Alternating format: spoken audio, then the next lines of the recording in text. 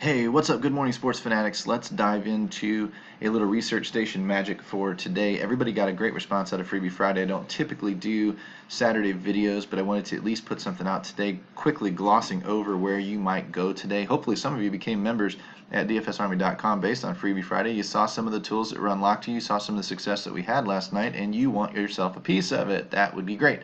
The way to do that is hit the comments section, click the link, DFSArmy.com, use coupon code CHOP, CHOP. Trigger that 20% off discount that's grandfathered over the life of your membership, and get in here. Get the content, tools, and coaching today that are putting the Army hats on top of the leaderboards. It's what we do. I wanted to show you really quickly the research station for PGA. A lot of people responded and said, I really, really like that tool. It's really cool. Didn't know you had that. Here's what else we have. Showdown tools. I click on that bad boy, and I pump up all of the round 1, round 2, round 3, round 4 types up. Want to know who does well in round 4, who scores points? Looks like Hideki's a closer. Looks like Phil Mickelson's a closer. Looks like Tyrell Hatton's a closer, blah, blah, blah.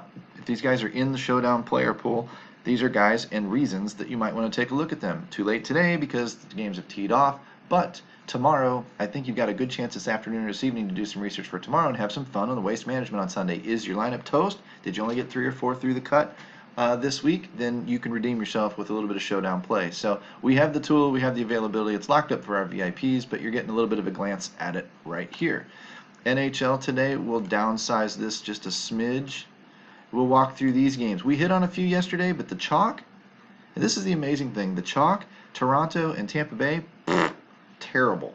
And that happens in hockey all the time. I warn you about it constantly, that it's a very, very unpredictable game in that the edge takes a long time to realize. It takes all season long, a couple of months, whatever. You have to have the bankroll that can last, and you have to play light and play more for fun with hockey. I don't know too many people that can grind this game professionally, but I know a lot of people that love playing this game, myself included, and just love following along and enhancing their experience and watching the games. Occasionally you bank a GPP, occasionally you do pretty well. If you learn our ladder system, that's an easy one to search um, out on Google.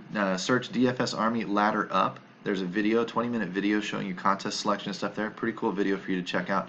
Did that a couple of years ago. It's been very, very popular. As we roll through the DFS Army research station for hockey, I will quickly walk through the games with you a little bit and then show you another page. 2.7, 3.27. I'm looking for goals scored to be green in their last 10 games. I'm seeing red over here. Edmonton's not running very hot. Philly is running, kind of so-so. I'm looking for, this is showing Philly's playing better defense these last 10 games, and Edmonton's not. It might not be a bad flyer, pardon the pun, to roster some Philadelphia guys. Edmonton, Connor McDavid's always in play, but the team is not giving him a lot of support. So they'll probably blow up for 8 goals tonight. That's just the way hockey goes. New Jersey Devils, not great, giving up goals against. Montreal, not scoring, but not giving up goals against. So not a game I'm interested in. Maybe the goalie here. Niemi might be interesting. Goalie's information is down here. Detroit, not a lot. Looking again, last 10 games, not much. Giving up goals in Detroit. Starting to score a little bit at home, but not really scoring lately in Ottawa, so kind of yuck.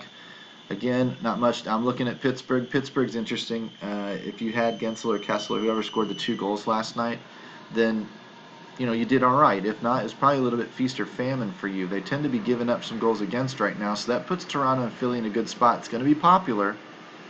It's going to be very popular. Toronto hasn't been scoring a lot lately, but they've been giving up some goals against, especially at home. So this might be Pittsburgh on the back-to-back, Toronto on the back-to-back is really intriguing. 2 tired teams. You know what? Actually, the more I look at this, the more I kind of like it, because tired teams play poor defense. Put 2 poor, and they're showing that they're giving up goals against. 2 poor defenses going up against each other usually leads to good offense. Put that in the hands of a team that is capable of good offense, and I just game stack this sucker. Might not work out for you tonight, but it might.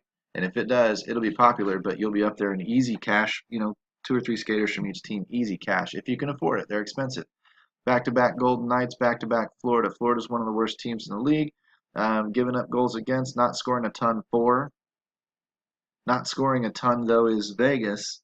Not really giving up a ton against. Kind of a mediocre game again. All these mediocre games suck because one of them is going to go off, and one of them is going to make me look like a fool by saying it's not that exciting, because it's going to be very exciting. And again, that's just hockey. Anaheim, boring team, no offense whatsoever. Ugh, yuck. Winnipeg, good offense, but we've got, okay, we got a little chinks in the armor here. We're starting to show some pink on the goals against, so I don't mind Winnipeg at home tonight. Coming off of a week where they've played quite a few games, 4 and 6 nights or something along those lines. I think they played 3 games this week. This would be their 4th since the All-Star break. So I would be looking at them to be a little bit tired, but I'd also be looking at them to be in a really, really good spot. If Anaheim's giving up goals, Anaheim comes up to Winnipeg on the road. Hellebuck's in play. He's not real safe usually, but he is in play. St. Louis Blues, first game back, they had their bye week. That was a pretty good refresher for them. I always am a little bit leery of first game out of the gate for teams. I don't expect them to come out with their hair on fire. I won't be shocked if they do. I just think the odds are that they won't. It'll probably be pretty mediocre performance out of them. Hopefully their defense is in play and they keep Columbus squelched a little bit because, after all, I'm a St. Louis Blues fan. But if I was going to lean one way or the other, I'd probably lean Blue Jackets in this one with skaters. Although St. Louis has been an okay defensive team lately, so it's probably not as good as it looks even on paper. LA, but I'm watching St. Louis going forward with a little bit of rest. LA Kings, New York Islanders. Golly, these matchups are pretty bad tonight. Again, no offense, okay defense, no real legit offense. It's not terrible, but it's not great. Great defense lately, so I don't anticipate LA. You want the contrarian game stack of the night. I mean, stack the Kings. Probably won't happen for you, but if it does, you are all alone. There's no doubt about it, and you will have that team all to yourself. But that is not something I would recommend for the faint of heart. It takes balls bigger than a dump truck can carry for you to roster something like that. It's borderline lighting money on fire. But I can see it happening because the way this last week or so has gone in NHL, the anti-chalk has really done well. And that would be, I guess, for it to be anti-chalk, New York Islanders would have to be chalky. That's what kind of makes it a stupid play, honestly. Because if you wanted to stack against the chalk, you've got to find the chalk to stack against, and New York Islanders are not going to be the chalk. It's just that nobody's going to be on the Kings because they don't see this as a viable situation or matchup. Very, very long shot dart throw. Dallas Stars did okay, played last night. Sagan did all right. I might look their way, but Nashville at home is typically pretty tough defensively. 2.3 goals against the last 10 games at home. Pretty stout. They've been scoring some goals, which is interesting, but Dallas has not really been letting them up either. So again, it's a defensive struggle, kind of a game that might play to the under, and it's already at a 5.5 anyway, so yuck. Chicago, good to target against. Minnesota might come out with some goals tonight out of nowhere because they have not been scoring lately at all. Look at this crappy red. But Patrick Kane has been absolutely amazing. I would keep rostering. I don't care if Chicago's one of the worst teams in the league this year. Patrick Kane has been unbelievable. Patrick Kane, DeBrincat, Taves. These are definitely the skaters that you're going to want to be rostering tonight on the Chicago side. And I can't believe I just focused on 3 guys from Chicago, but I did. Also back-to-backs and back-to-backs. Golly, what this is not Tampa Bay back-to-back. New York, Zuccarello, Zibanejad. Those are the guys that I'd be focused on there. Maybe some Kreider. Not really scoring a ton lately, but those guys have been underpriced. They've been allowing a few goals against, so Tampa Bay finds themselves in a decent spot with a decent offense. It's not great lately, but it is an offense that can flip the doom switch anytime they decide to. Vancouver, Colorado. Colorado's obviously a popular play with that top line garnering so much of their scoring.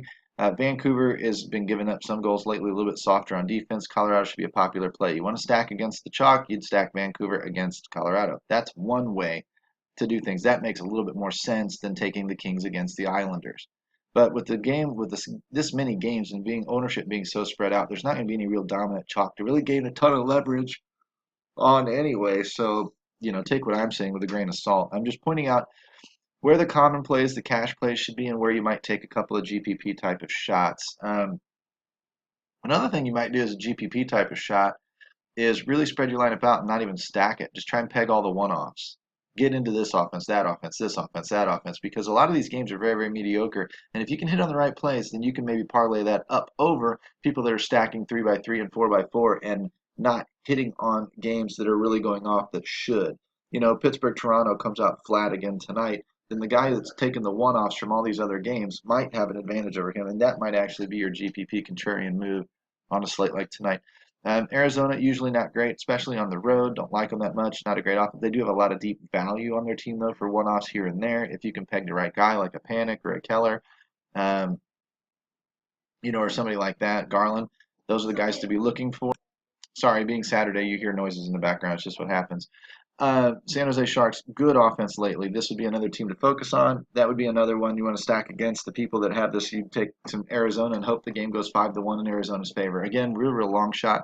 Not something that I would put a lot of money on myself, but allowing some goals against, which is a good sign, and then scoring some goals for. If this game goes 4-3, 6-5, something like that, you might have yourself a pretty good little game stack. I don't really see it happening a ton, but it is what it is. That kind of wraps up the NHL. I will show you the skaters page because it's really cool. It allows you to filter out a ton of stuff. I'm not going to talk about it much.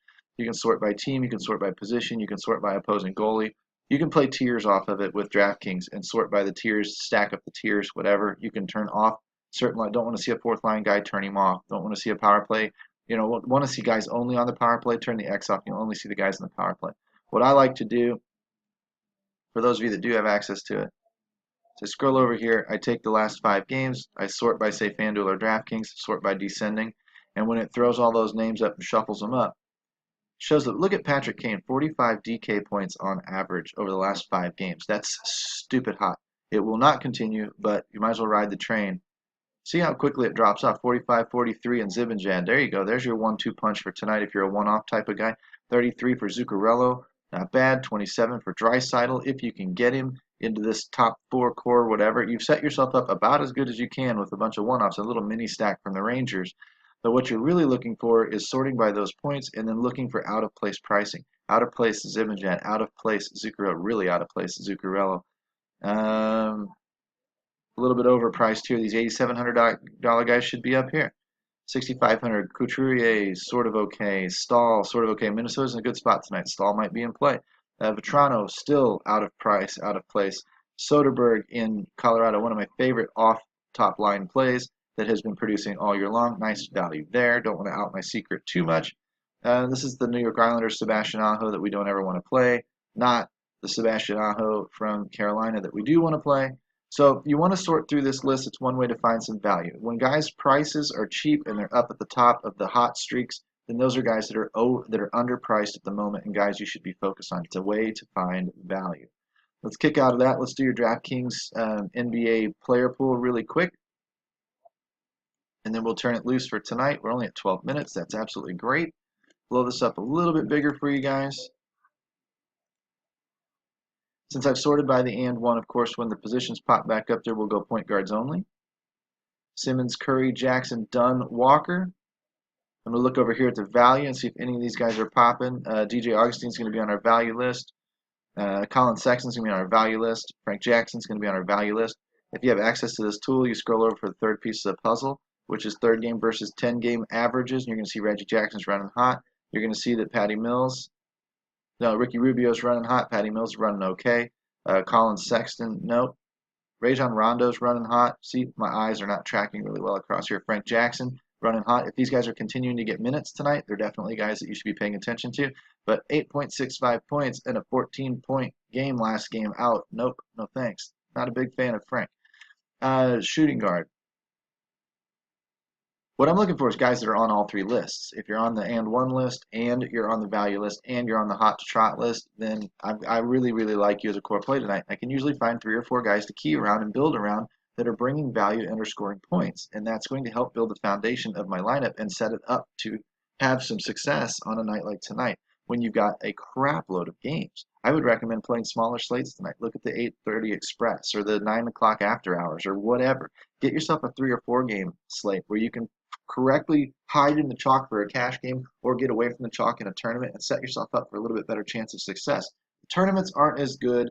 The cash games aren't as plentiful. The 50-50s don't fill as often, whatever. But if you play a little bit lighter on a little bit lighter budget, it's one way to play to set yourself up for a little bit of success. It's a little bit easier to win those tournaments than it is those great big monster tournaments. And that's fine if you want to chase those with a buck or two. But don't chase those with a large portion of your bankroll. That's just one of the things we always preach inside the Army because we're trying to keep your bankroll intact for you longer so that you don't have to redeposit as often. And then you can indefinitely last for that long shot GPP that you do play once in a while or once every, for $1 a night or something like that, and then you do hit it for 100, 200, 1,000, $5,000. That's what we're trying to teach you guys to do.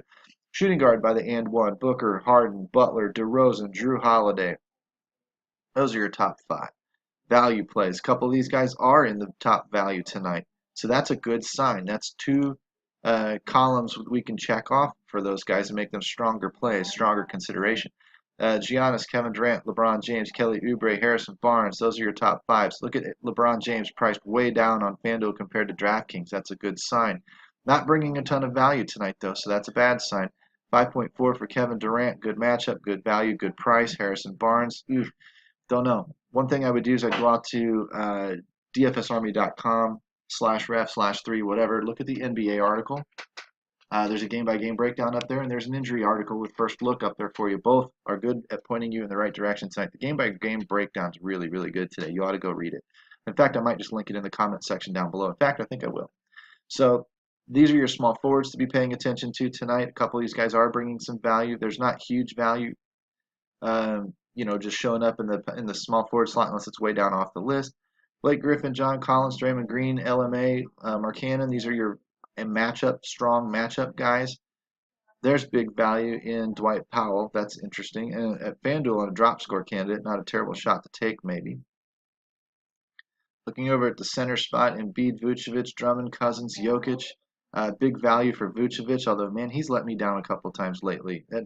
Recency bias is creeping in there. And there's not a lot of other really, really strong value. So Vucevic is obviously going to be a strong play again. It's just a matter of whether or not he can live up to expectations. And we need to be able to decipher when those guys are traps and when those guys are great. So again, follow our VIP articles at dfsarmy.com because we have a value traps article that does focus on identifying those situations for you.